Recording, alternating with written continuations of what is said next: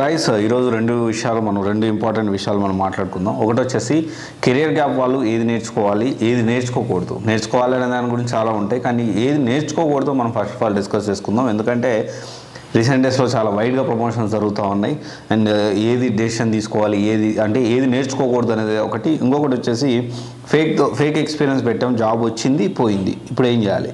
So ఈ రెండు topics మీద మనం ఈ వీడియోలో క్లియర్గా డిస్కస్ చేసుకుందాము. అండ్ కెరీర్ గ్యాప్ వాళ్ళు ఏం నేర్చుకోకూడదో తెలుసుకునే ముందు ఫస్ట్ ఆఫ్ ఆల్ ఫేక్తో జాబ్ వచ్చింది పోయింది. జనరల్గా ఒక సినారియో ఉంది. సో చాలా సినారియోస్ ఉన్నాయి. ఒక స్టూడెంట్ మన దగ్గరికి వచ్చిన తర్వాత ఎక్స్పీరియన్స్ పెట్టి జాయిన్ అయ్యాడు. జాయిన్ అయిన తర్వాత జాబ్ పోయింది. అప్పుడు ఫేక్ ఎక్స్పీరియన్స్ పెట్టడం అనేది తప్పు. ఆ తప్పు చేసేటప్పుడు కనీసం ఆ కంపెనీ గురించి తెలుసుకోరా? ఏంటి ఫేక్ పెట్టావా?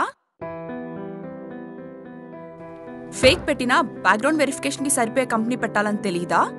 ఇప్పుడు ఈ కంపెనీ ఓకే చేస్తే మా జాబ్స్ ప్రాబ్లంలో పడతాయి. అంతెందుకు, గూగుల్లో ఒక్కసారి చూసి తెలిసిపోతుంది నువ్వు పెట్టిన కంపెనీ ఫేక్ అని.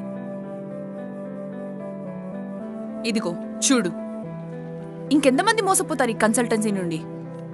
అర్థం చేసుకోవాలి. ఎందుకంటే కనీసం ఫేక్ ఎక్స్పీరియన్స్ పెట్టేటప్పుడు అసలు ఆ కంపెనీ ఉందా, ఎగ్జిస్టింగ్ ఉందా లేదా, దానికి సరైన మెయిల్ ఐడి ఉందా లేదా. సో ఇప్పుడు దానికి సంబంధించి కనీసం కంపెనీ ఉందో లేదో కూడా తెలుసుకోరు.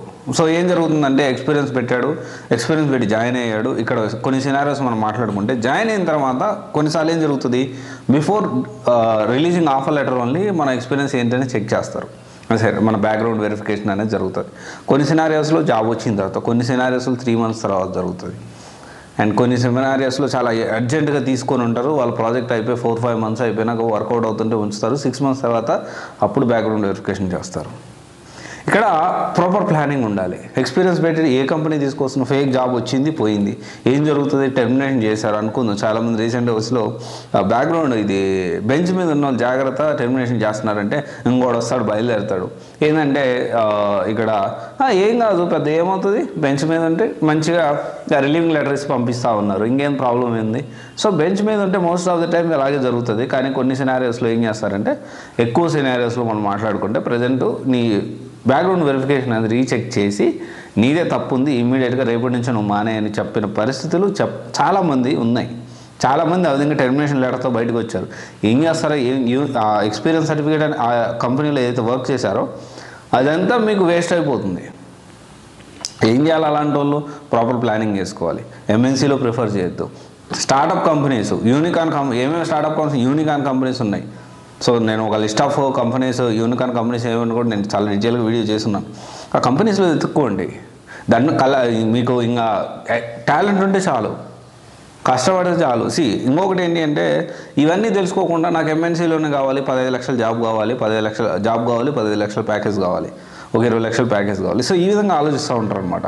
So which is not correct. ఇంకొక విషయం ఏంటి అంటే, we cannot discuss many things with others. Main important ఏంటంటే, ఫేక్ జాబ్ వచ్చింది తర్వాత పోయింది. మీరు చేయాల్సిన పని ఏంటి అంటే, పక్కన వాళ్ళతో ఎప్పుడు డిస్కస్ చేయదు. అట్లా ఎనీ కాస్ట్. బాగా నమ్మకస్తులు, బాగా దగ్గర వాళ్ళు అయితేనే మీరు వాళ్ళతో డిస్కస్ చేయండి. దాని దగ్గర సొల్యూషన్స్ అనేవి మీరు వాళ్ళ దగ్గర ఇన్పుట్స్ తీసుకోండి. కెరీర్ గ్యాప్ వాళ్ళు చేయకూడదు, ఏం నేర్చుకోకూడదు. సో జనరల్గా ఫస్ట్ పాయింట్ ఏంటి అంటే, ఏం నేర్చుకోకూడదు. ఎందుకు నేర్చుకోకూడదు అంటే, ఎక్కడ దొరుకుతారో మనం తెలుసుకోవాలి. సో చాలామంది మెయిన్గా దొరికేది కెరీర్ గ్యాప్ వాళ్ళు ఫేక్ ఎక్స్పీరియన్స్ పెట్టినప్పుడు దొరికేది ఎక్కడంటే, కేటీ సెషన్స్లో దొరుకుతారు. నాలెడ్జ్ ట్రాన్స్ఫర్ చేసేటప్పుడు ఖచ్చితంగా చాలాసార్లు దొరికే అవకాశాలు ఉన్నాయి. అండ్ ఆ టైంలో డిస్కషన్ కానీ టెక్నికల్ వర్డ్స్ మనకు తెలియకపోవడం, వీటన్నిటి వల్ల మనం అప్పుడు తెలుస్తుంది. అండ్ తర్వాత వచ్చేసి standup meeting and teams meeting. ఖచ్చితంగా ఏంటి అంటే, ఈ రెండు సినారియోస్లో ఎక్కువగా దొరికేదానికి ఫేక్ ఎక్స్పీరియన్స్ వాళ్ళ ఛాన్స్ ఉంది.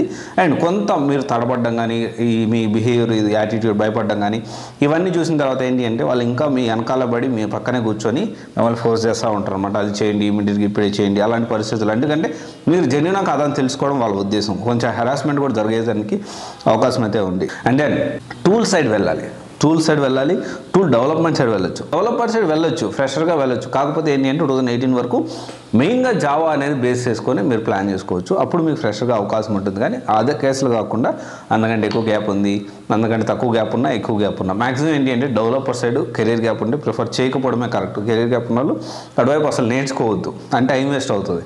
అండ్ ఇంకోటి ఏంటి అంటే, హరీబరీలో కెరీర్ గ్యాప్ వాళ్ళు నాకు ఇమీడియట్గా 2 నెలల కోర్స్ నేర్చుకో 3 నెలల జాబ్ రావాలి అంటే పరిస్థితి ఉండదు. మినిమం 6 months పడుతుంది. అది మనం అర్థం చేసుకోవాలి. ఓపిక్గా చాలా జాగ్రత్తగా కష్టపడాలి. అండ్ అన్నిటికంటే ఇంపార్టెంట్, నెవర్ గివ్ అప్. నేను ఒక వేస్ట్ ఫెలో, ఒక దరిద్రుడినేమో. సూర్య, మనం లక్కీరా. మనకొచ్చే కష్టాలు కాదురా, లైఫ్ మనకు నేర్పిస్తుంది. ఒక్కసారి ఆలోచించు, నీ లైఫ్లో ఏం జరిగిందో. సూర్య, మనకి దెబ్బలు తగులుతున్నాయంటే మనం స్ట్రాంగ్ అవుతున్నామని అర్థం. లైఫ్ ప్రతి ఒక్కరికి ఛాన్స్ ఇస్తుంది సూర్య. ఆ టైం దాకా ఎవరైతే నిలబడతారో వాళ్ళే సక్సెస్ అవుతారు. ఇట్లాంటి పరిస్థితుల్లో కూడా గివప్ అనే మాట మీ దగ్గర రావద్దు. పరిస్థితి ఏదైనా కావచ్చు, రైట్, పరిస్థితి ఏదైనా కావచ్చు, ఎలాగైనా ఉండనియచ్చు. ఆల్వేస్ ఏంటి అంటే చాలా కష్టపడడం, రిజల్ట్ అనేది ఇంకా రాలేదు. ఇన్ఫ్యాక్ట్ ఏంటంటే ఆ రిజల్ట్ కోసం ఎవ్రీడే వెయిట్ చేస్తూ ఉన్నా. బట్ ఎంత వెయిట్ చేస్తున్నానో అంత ఓపిక్గా వెయిట్ చేస్తున్నా. ఎంత ఎక్కువ కష్టపడ్డానో అంత ఓపిక్గా వెయిట్ చేస్తూ ఉన్నా. అండ్ అంతేగాని ఎలాంటి పరిస్థితులు కూడా అయిపోయింది. ఇప్పుడు ఏంటంటే జీవితం ఎలా ఉంటుందంటే, మీరు ఎన్ని ప్రాబ్లమ్స్ అన్నా రానియండి, గుర్తుపెట్టుకోండి, ఎన్ని ప్రాబ్లమ్స్ అన్నా రానియండి, ఎట్లాంటి సిచ్యువేషన్ అయినా కానీ నెవర్ గివ్ అప్. ఓపిక్గా కష్టపడడం నేర్చుకోండి, ఖచ్చితంగా రిజల్ట్ అనేది వస్తుంది. లైఫ్ అనేది ఎప్పుడు కూడా ఓవర్ పీరియడ్ ఆఫ్ టైంలో మారుతుంది, కానీ ఓవర్ నైట్లో ఎప్పుడు మారదు. రాత్రి కలగరంగానే పొద్దున్న ఏది అయ్యే పరిస్థితి ఉండదు. చాలా చాలా చాలా ఓపిక కావాలి. కొంతమంది చాలా కష్టపడి డే అండ్ నైట్ కష్టపడి కోర్స్ నేర్చుకొని 100 ఇంటర్వ్యూలు 150 ఇంటర్వ్యూలు అటెండ్ అయ్యి ఉంటారు. గుర్తుపెట్టుకోండి, జాబ్ వచ్చే వరకు అది 200 కావచ్చు, 1000 కావచ్చు, 2000 కావచ్చు, ఎన్ని ఇంటర్వ్యూలను అటెండ్ అవ్వగలగాలి, ఆ ఓపిక మీకు ఉండాలి. సో అల్టిమేట్ బిగ్గెస్ట్ వెపన్ ఏంటి అంటే పేషెన్స్ కంటే, ఓపిక కంటే మించిన వెపన్ అనేది లేదు. ఎంత కష్టపడ్డా కానీ ఆ రిజల్ట్ వచ్చే వరకు మనం వెయిట్ చేయాలి. మన ఓపికగా మన కంట్రోల్ అనేది తప్పకూడదు. ఎప్పుడైతే కంట్రోల్ తప్పుతామో మన జీవితం మన చేతిలో లేకుండా పోతుంది. ఇది ఒకసారి ఆలోచించండి. Thank you. This is Raj signing off CVC guidance private limited, one stop solution for all the above courses. Thank you.